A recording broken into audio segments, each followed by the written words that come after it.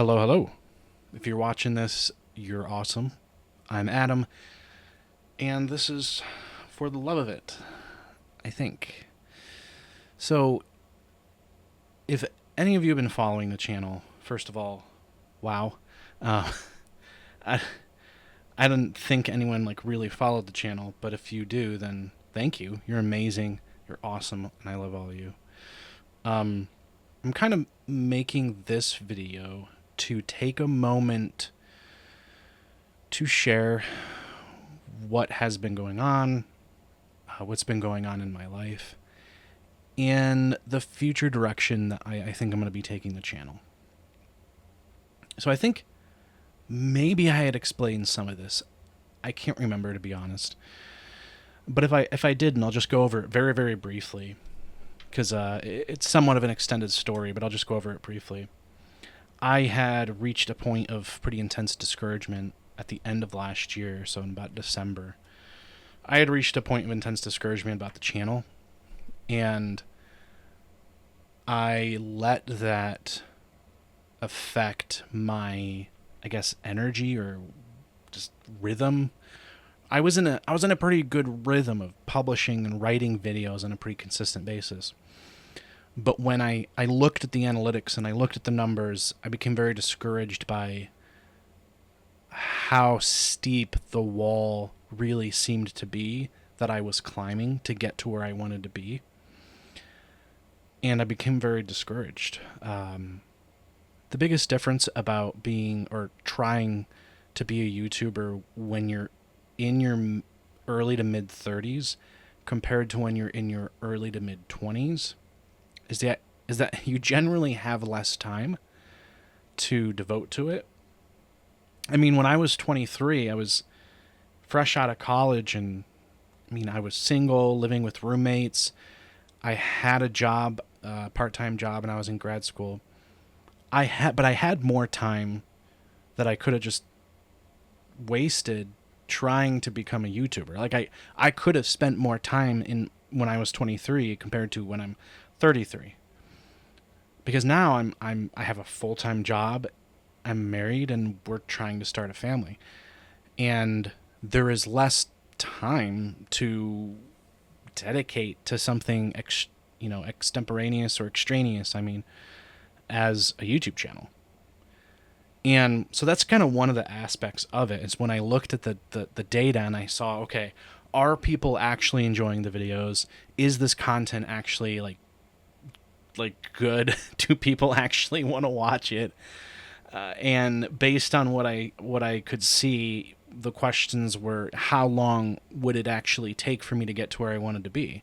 Which was, almost every YouTuber's, I guess, desire was, well, to be monetized in some sort of way, whether it's through sponsorships, or whether it's through paid subscriptions, or whether it's through AdSense. That's even people who are doing YouTube casually, they would enjoy that for sure if that was a thing. And I kind of realized that in order to get to that point, it's going to take double or maybe triple the amount of time I had already spent. So I had spent a year investing 1 year into YouTube, and I realized I could spend an entire another year, and I don't think I would be even monetized yet, based on the rate that it was growing, based on the rate that it was growing. So that was the first thing that was really discouraging, because I realized that, well, I don't know if I have another 1, 2, 3 years to just spend hustling on this thing in the hopes that it'll become monetized and become, some sort of extra source of revenue stream for my family and I as we try to start a family. So that was like the first thing. And then the second thing was when we did the online show. So for a while we had the show, The Nightly Nugget, which, side note, The Nightly Nugget is actually going to become the podcast. So there was the podcast, there's the For the Love of It podcast. We're actually changing the name to The Nightly Nugget, and we're separating these two things. But if you listen to our latest episode of the podcast, which will be out very soon, we talk a little bit more about that and why we went in that direction, but that's another thing. But we had the Nightly Nugget at the time, and it was a live show we did for the YouTube channel. We did it on Tuesdays, and we would kind of find interesting articles throughout the week that are recent and current that we'd want to talk about, and we talk about them. And we did it for a couple of weeks, and we both really enjoyed it, but it was, as with anyone who's trying to, start a channel, it's discouraging when, like, 1, 2, maybe 3 people are on, and there's really not a lot of engagement. And I had a very difficult time understanding, well, according to the Google Analytics or YouTube, supposedly I have 4,000 subscribers, which, isn't a lot, but it's enough. I mean, obviously 1 subscriber is a blessing. But if I have 4,000 subscribers, then, why is nobody, coming on to watch this new show? I thought, at least 10 people would be excited, right? And I didn't understand that. I didn't understand that kind of paradox, I suppose. And it led to some discouragement, as I think it does for a lot of people who were in my situation. And I learned that a subscriber number doesn't really mean anything, that it's your engagement metrics that actually mean something. And so that was the second thing that just kind of really discouraged me. Third thing was just the intensity. I had, so for a 2-month period of time, it was, I want to say, October and November. It was September and October of last year. I had dedicated 2 months to writing, shooting, and editing a video every single week. So every single week, I was doing a YouTube video. And it was a lot of work. Thankfully, I had done most of the writing. I had done all of the writing up front. And so I didn't really have a lot of the writing to do because I had written 8 scripts ahead of time. But at the end of those 2 months, looking at the analytics and seeing that doubling my pace didn't make a significant difference. It did make a difference. I don't want to undermine that. But it didn't make a significant difference. Looking at that, seeing it, and realizing that was a third thing that really discouraged me, because it took a lot of energy and intentionality to do one video every single week. And I'm not just sitting here to try and sound, bitter or resentful or depressed or anything like that. Those are literally just the facts. And I'm just sharing how they made me feel. And I think they would make anyone feel not great, at the very least. And I think I let them get to me more than I could have, or more than I should have, for sure. And it's not to say that some videos didn't do really well. There were some videos that did really well. The video on the dead internet did very well. Liminal Spaces video did really well. The video on brain rot theory went really well. Those videos did really well because obviously those were trending topics, and people were looking for those conversations. And so they did decently well. And when I say decently well, I mean like decently well for my channel. So they had like 3,000-4,000 views, which is a huge blessing for sure. And so around December, I kind of took a step back. Well, I guess that's putting it mildly. I guess a more honest way of putting it is I went through depression. And the YouTube channel especially, and the podcast, but the YouTube channel was something I had wanted to do for over a decade of my life. Since I was 20, 21 maybe, I'd wanted to try being a YouTuber. And I had tried in years past, but never really succeeded because I never really had a good rhythm. I never really had good content. I couldn't quite figure out what I wanted to do or who I wanted to be. as far as a content creator. And so when I came kind of to the end of that stretch just this past December, and I went through depression, the reason it hit me so hard is it because of how much being a YouTuber meant to me, how much being a content creator meant to me. It was so incredibly personal to me that the idea of this is it, I'll never have another opportunity to make it ever again, because once we start having kids and having a family, I'm going to be so busy with my job and just trying to provide for my family that I'm not going to have time to do YouTube videos. That was where my brain was.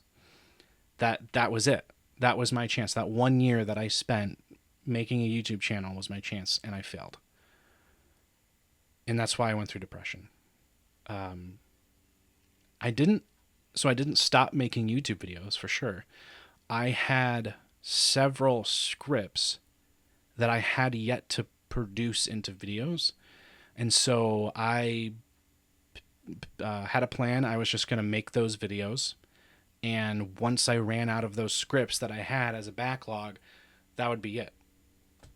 That'd be done. That'd be the end of For the Love of It YouTube. And along that same time, at the same time that I was going through that, I had fallen into another side hustle, side hobby. I guess I could put it was a side business that would help me make a little more money and bring in some income for the family. And it was selling plants. I had gotten, if you saw our video called Philosophy of Fish, I got a fish tank. I made an aquascape and everything in there. And I found that people were really interested in buying plants. And so I started selling plants on eBay. I'd sell aquatic plants that you put in the fish tank, as well as plants that you put on top floating in the fish tank. And I was selling them on eBay, and I'd make like 10, 20 sales a week. And then I started breeding snails, and I started selling snails. I started selling the little shrimp. I started breeding fish to sell those. And so I eventually just kind of fell into this side business of breeding fish and snails and shrimp and selling plants. And it was all on eBay, and I was making some money. I mean, it wasn't a lot of money for sure, but the way my brain works is, well, if I'm making some money now, if I pour even more of my time into it, well, then I'm just going to make more money. And was kind of a hope. I was like, man, what if this becomes a really good side business and I'm suddenly making a lot more money on a side business, and I have my full-time job, and I'm able to save and provide even more comfortably for the future of my family. And I fell into that. And I think one of the reasons I did was because it was a coping mechanism for the depression that I was going through losing the YouTube channel. And so throughout those months, December, January, February, March, throughout those months that I was focusing on the fish business, the side business, and not so much focusing on YouTube, I definitely was going through depression, and I definitely was wrestling. And the fish business was kind of a thing that kept my mind preoccupied, so that the pain of losing the channel or feeling like I lost the channel didn't hurt so much. So, long story short, at the beginning of May, my wife and I found out very quickly that we were approved for our home study, and we are on the list, like, ready for adopting a baby. And it happened very fast. And we didn't think it would happen very fast. We thought we had quite a few more months until we were on the list, but we got put on the list. And when we did, that kind of, in my mind, was like, whoa, okay, whatever I got to do now, like, whatever I got to do to prepare, I got to do. Like, we got to do now.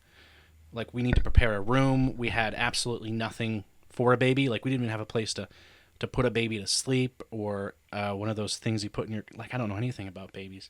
Put one of those car seats in the car to drive the baby. Baby bottle, anything. We had nothing for babies. And so I realized that, I got to get rid of the fish business, because not only do we not have the space, this is actually a very small house, even though it might not look like it necessarily. It's a very small house. but I don't have the space to have all the fish and have room for to put our baby. And I also don't have the time. You know, the fish business it took time. I had to wake up every morning and care for the fish and feed the fish. And I like, whenever someone ordered something, it would take time to put together the order and package everything nice and mail it off and everything like that. And I was like, I just don't know if I want to put the time into it. So I got rid of everything. And it was honestly it was kind of a huge blessing for sure when I listed a fish tank, because I had 13 or 14 fish tanks at this time. That's how invested I was. And I had a couple empty ones, and I listed them on Facebook, and someone had messaged me they're interested in the fish tank, and they came over to pick up the fish tank and saw everything else I had, and they just became enamored. And they were like, oh man, wow, like this is so cool. I want this, I want that, I want this, I want that. And between him and his friend, they bought everything I had. So they bought all my fish tanks, everything. And it just blew me. I was humbled by that. And the reason I was humbled is because I was so stressed about how I was going to sell everything that I had amassed. Because where was I going to sell it? I could only sell it on eBay, but that's a thing that takes a long time. And I didn't know how much time I had before we really needed that space. So, yes, a huge blessing indeed. And I thank the Lord for it. But when that happened, I'm sorry that this is I ended up giving you the longer explanation. I said I was going to give you a short explanation, but that's not what's happening. Sorry. But at the end of all of that, when I had sold all of my fish, I walked back into my studio, which is this room right here.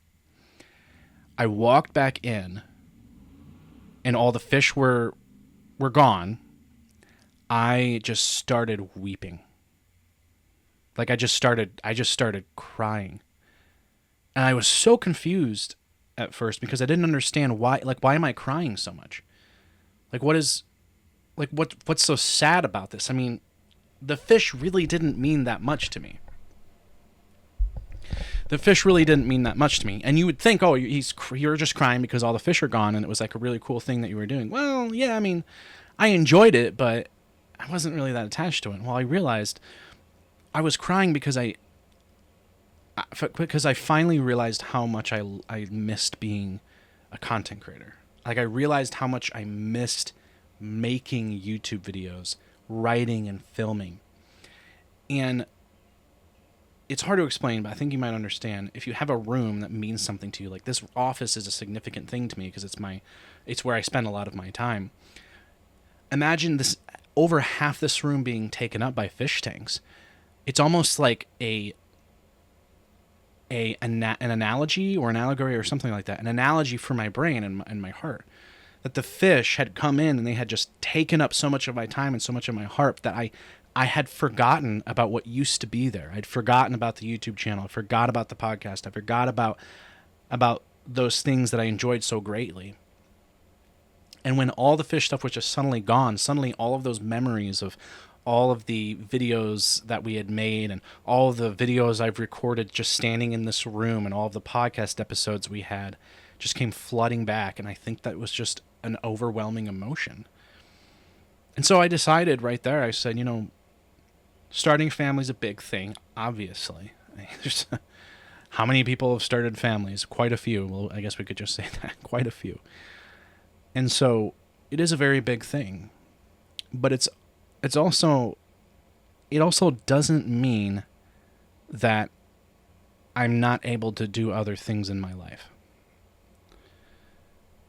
And I think for a while I've been, I don't want to say overthinking, but I think that I have been looking at it in too much of a 0 or 100 kind of way. What I mean by that is I've been looking at having kids as though my free time and availability to work on other projects is going to go to 0.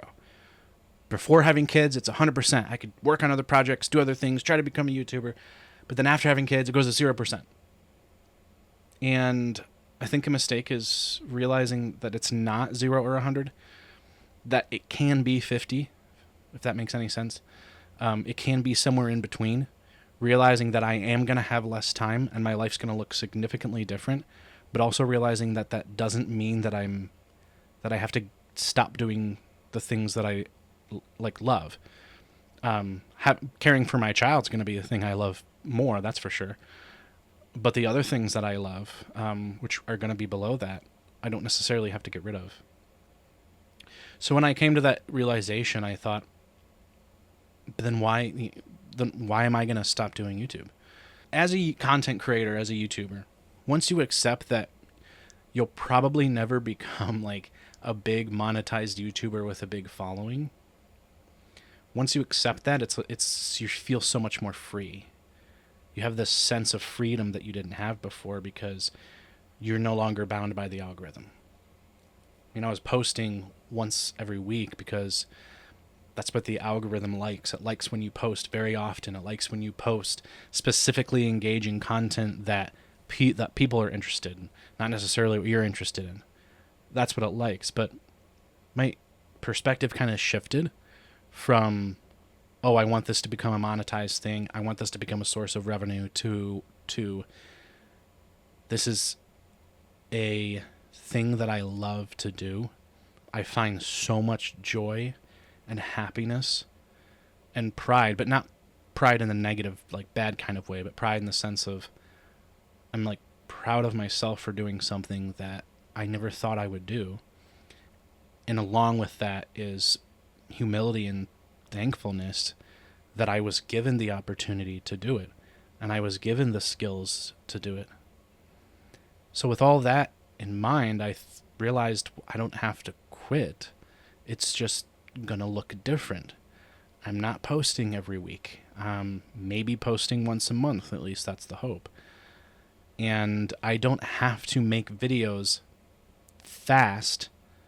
I don't have to make quantity over quality, because I'm not doing it for an algorithm. I can focus on quality, which is what I want to do.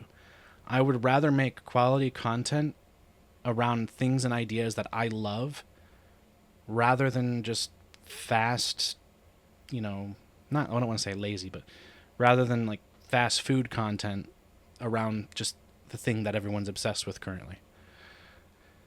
So all of that to say, sorry for the long tangent, but that kind of gives you some background of where I'm at and what this video is about. And this video is about me saying I haven't gone anywhere, that I'm still here. For all like 4 of you, I am not going anywhere. I'm still here, and I'm working on things. It's just the time frame looks differently. So if you had watched our content for any amount of time and you maybe thought to yourself, oh, he hasn't really posted in a while, I wonder if he's doing anything, just know that I am. And I would be very blessed and honored if you didn't leave, and if you stuck around and just stayed, around for what we have in store. I'm really looking forward to it, and that's kind of a future perspective. A very important announcement comes with that, and this was after kind of some time of me thinking through things and about the new perspective that I have post-depression, which is we're going to be changing the name of the channel, and the name of the podcast has also changed. I think I had mentioned that. So the name of the podcast is going to be The Nightly Nugget. It'll be on Spotify, Apple, YouTube Studio, or YouTube Music, sorry. You can listen to it there. And the next episode should be coming out soon. Next couple of days, to be honest. And the YouTube channel is going to be changing. Now, I know a lot of people might advise against it. It's like, oh, well, if you change your YouTube channel, it could be alienating your audience, and then suddenly, your content's going to be harder to find because you've suddenly changed the name and everything. Yeah, I know. But there's a couple of reasons why. I, number one, wanted to change it to a title that is a little more unique, because unbeknownst to me when I started the channel, there are other channels called For the Love of It. I honestly did not think that channel was a very popular, I didn't think that phrase was a very popular phrase, For the Love of It. I don't know. I guess I didn't think it was that popular, so I thought it was a little more niche, but apparently not. And there's several channels with the same name. And so having a name or a channel with a name that has a little less competition, I don't know, I like that idea. I also just like the idea of it being a little more novel, a little more unique. And then the second idea is this is kind of a fresh start. I mean, this isn't like a new season. This isn't we didn't take a short break, right? We're not back from a sabbatical. This is a completely new beginning and a new start for the channel. And I want to do things differently, and I want to look and feel different. And I want to look and feel in a way that I think better emulates the direction of the channel and the content of the channel. So, without further ado, the new name of the YouTube channel is going to be Sonderhaus. So the name Sonderhaus is a combination of two words, obviously, Sonder and house. And the word Sonder is a word that originally, I believe, comes from John Coing's Dictionary of Obscure Sorrows. And the word Sonder means passing by people. So when people pass you by, realizing that every single one of them has an equally complex, unique, and beautiful life as you do. So if you're ever walking along the streets of a city, or you're walking an airport, and you walk past a guy who's just on a cell phone and running, across the airport to get to his flight, realizing that one person that you'll probably never see ever again in your life, the 3 seconds that you crossed their paths in your lives intermingled for just 3 seconds, that within that 3 seconds you met a person whose life is equally as complex as yours. And that's what the word Sonder means. It's one of my favorite words. And so I chose that word to reflect the channel because I think niche of the channel, I guess, I don't know if it's a niche or not, is looking at life from a different perspective. Welcoming you, the audience, along on a journey of how can we see things differently? How can we think about things that we've thought about fundamentally and basically for our entire lives? How can we think about them differently? And it's not just philosophy. If you've been following our channel, I hope you get the point that it's not just philosophy. It's not just academic philosophy and teaching you about what this person said and teaching you about what that person said. I hope you understand that it's about how does that change my life? Because philosophy, and again, I studied philosophy in graduate school, I studied in undergrad. And one of the things that I'm thankful for with my graduate studies is that it didn't just give me a set of facts and knowledge to put inside my brain, but it informed the way that I think about the world, the way that I see the world, and the way that I process the world. And Sonderhaus is a reflection of that. Sonderhaus is a reflection of not what do you learn in philosophy, but how does it change you? How does it actually mold you? And that's a reflection. That's what Sonderhaus is. That's a reflection of what it is. I hope that makes sense. And so that's why I used the word Sonder. And the word house, H-A-U-S, it's just a German word for house. And so Sonderhaus is like, like H-A-U-S can also mean like a studio. So like it could be Sonder Studio or Sonder Production. House, like a production house. That's kind of the idea of what house means. So that's the name of the new channel. There's a logo and everything. When this video comes out, so like when I make this video live, I'll be changing the design. So that'll be a couple of days from now. It might actually be next week. And so I'm going to have everything hopefully changed by the time you're watching this. And that's where we're going to be moving forward. I'm excited. I'm very excited. I'm happy. I'm content. I'm at peace. And I just love making videos. And I know that they're, I know that they're not going to make me a full-time YouTuber. I know that I'm never going to be monetized. I know that I don't have to put in 150% of my effort and time and work into making these videos. I put in the work that I can, and I put in the work because I love to and because I enjoy it. And so that's where things are. And I just wanted to say that I'm really thankful for everyone who has watched our videos, and I'm really thankful for everyone who has followed me as I found myself in the midst of this journey of trying to make it. And to be honest, I wouldn't say that I didn't make it. I wouldn't say that. I'd say that I did make it. But the place that I thought I needed to make it was ultimately different than where I ended up. And I'm thankful that I ended up where I have compared to where I thought I needed to be.